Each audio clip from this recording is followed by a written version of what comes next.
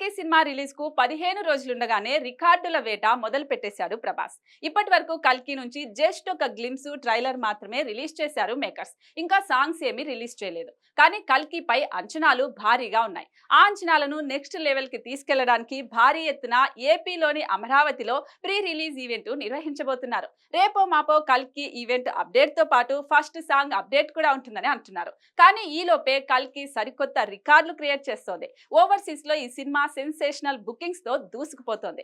అమెరికాలో ఏకంగా 1 million premier sales సొంతం చేసుకుని తక్కువ సమయంలో 1 మిలియన్ కలెక్షన్స్ క్రాష్ చేసిన సినిమాగా కల్కి సరికొత్త రికార్డ్ ని క్రియేట్ చేసింది.